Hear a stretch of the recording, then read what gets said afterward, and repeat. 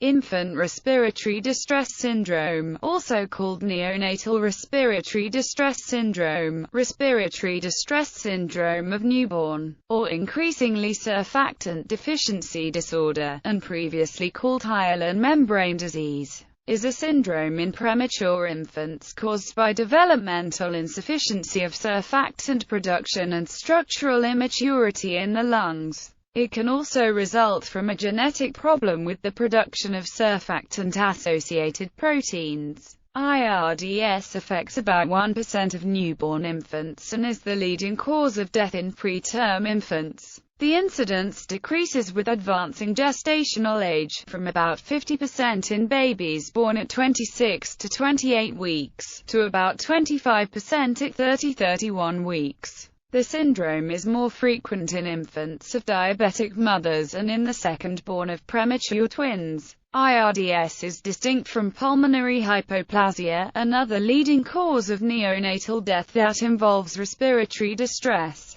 Signs and symptoms. IRDS begins shortly after birth and is manifest by fast breathing, a fast heart rate, chest wall retractions, expiratory grunting, nasal flaring and blue discoloration of the skin during breathing efforts. As the disease progresses, the baby may develop ventilatory failure, and prolonged cessations of breathing. Whether treated or not, the clinical course for the acute disease lasts about 2 to 3 days. During the first day the patient worsens and requires more support. During the second day the baby may be remarkably stable on adequate support, and resolution is noted during the third day, heralded by a prompt diuresis. Despite huge advances in care, IRDS remains the most common single cause of death in the first month of life in the developed world. Complications include metabolic disorders, patent ductus arteriosus, low blood pressure, chronic lung changes, and bleeding in the brain.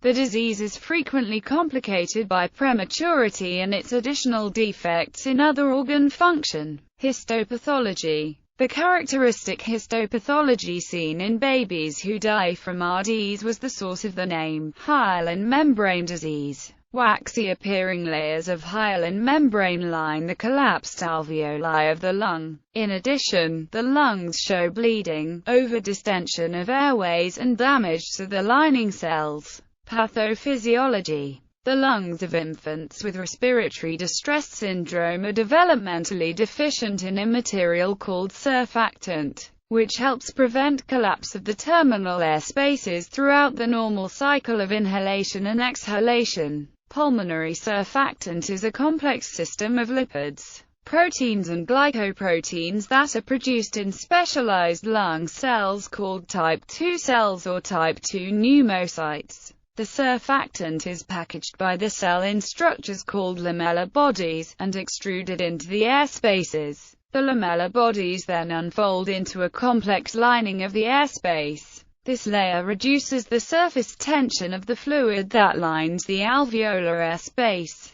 Surface tension is responsible for approximately 2/3 of the inward elastic recoil forces, in the same way that a bubble will contract to give the smallest surface area for a given volume. So the air-water interface means that the liquid surface will tend toward being as small as possible, thereby causing the airspace to contract. By reducing surface tension, surfactant prevents the air spaces from completely collapsing on exhalation. In addition, the decreased surface tension allows reopening of the airspace with a lower amount of force. Therefore, without adequate amounts of surfactant, the air spaces collapse and are very difficult to expand. Microscopically, a pulmonary surfactant-deficient lung is characterized by collapsed air spaces alternating with hyperexpanded areas. Vascular congestion and, in time, hyaline membranes. Hyaline membranes are composed of fibrin, cellular debris, red blood cells, rare neutrophils and macrophages. They appear as a eosinophilic, amorphous material, lining or filling the air spaces and blocking gas exchange. As a result, blood passing through the lungs is unable to pick up oxygen and unload carbon dioxide.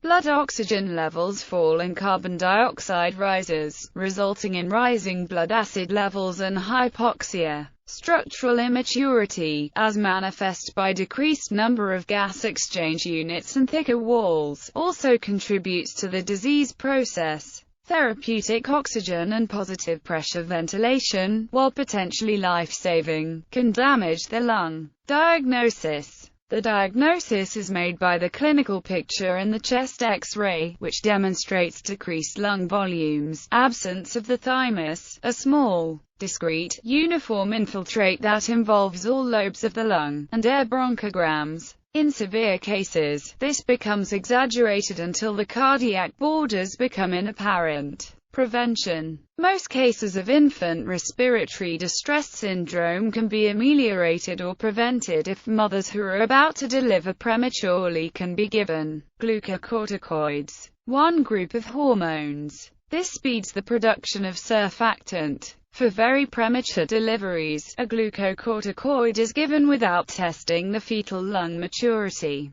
The American College of Obstetricians and Gynecologists, Royal College of Medicine, and other major organizations have recommended antenatal glucocorticoid treatment for women at risk for preterm delivery prior to 34 weeks of gestation. Multiple courses of glucocorticoid administration, compared with a single course, does not seem to increase or decrease the risk of death or neurodevelopmental disorders of the child. In pregnancies of greater than 30 weeks, the fetal lung maturity may be tested by sampling the amount of surfactant in the amniotic fluid by amniocentesis, wherein a needle is inserted through the mother's abdomen and uterus. Several tests are available that correlate with the production of surfactant. These include the lecithin-sphingomyelin ratio, the presence of phosphatidylglycerol, and more recently, the surfactant-albumin ratio. For the L/S ratio, if the result is less than 2:1, the fetal lungs may be surfactant deficient. The presence of Pg usually indicates fetal lung maturity. For the S/A ratio, the result is given as mg of surfactant per gm of protein. An S/A ratio less than 35 indicates immature lungs, between 35 to 55 is indeterminate, and greater than 55 indicates mature surfactant production.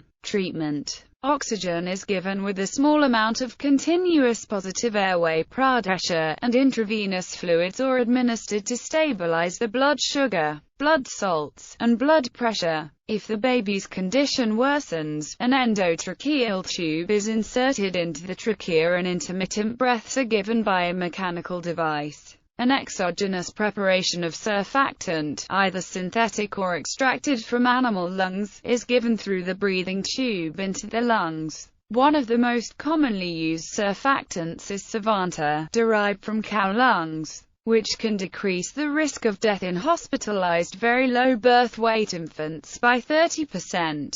Such small premature infants may remain ventilated for months. A study shows that an aerosol of a perfluorocarbon such as perfluoromethyldecaline can reduce inflammation in swine model of IRDS. Chronic lung disease including bronchopulmonary dysplasia are common in severe RDs. The etiology of BPD is problematic and may be due to oxygen overventilation or underventilation. The mortality rate for babies greater than 27 weeks gestation is less than 10%. Extracorporeal membrane oxygenation is a potential treatment, providing oxygenation through an apparatus that imitates the gas exchange process of the lungs. However, newborns cannot be placed on ECMO if they are under 4.5 pounds, because they have extremely small vessels for cannulation, thus hindering adequate flow because of limitations from cannula size and subsequent higher resistance to blood flow. Furthermore, in infants aged less than 34 weeks of gestation, several physiologic systems are not well developed,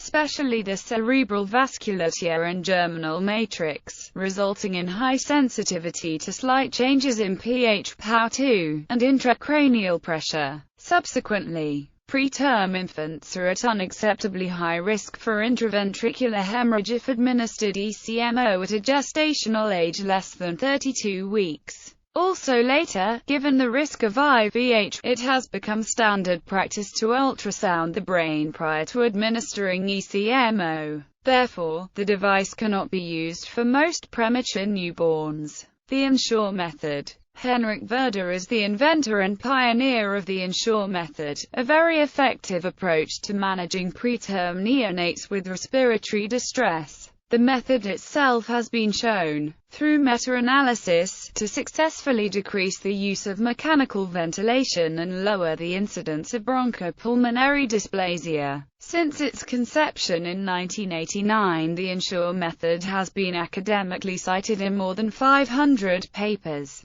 The first randomized study about the Ensure method was published in 1994, and a second randomized study in infants less than 30 weeks gestation was published by the group in 1999. In the last 50 years, Henrik has worked with lung maturity diagnostics on gastric aspirates obtained at birth. By combining this diagnostic method with Ensure, Henrik has worked to further improve the clinical outcome of RDs. The lung maturity tests used have been the microbubble test, lamellar body counts and measurements of lecithin's sphingomyelin ratio with chemometrics, which involved a collaboration with Agner Hoskildsen. Related disorders. Acute respiratory distress syndrome has some similarities to IRDS. Transient tachypnea of the newborn presents with respiratory distress syndrome in the preterm newborn. Famous victims. In 1963, Patrick Bouvier Kennedy, son of President John F. Kennedy and First Lady Jacqueline Kennedy, died of RDS 2 days after his premature birth at 34 weeks gestation.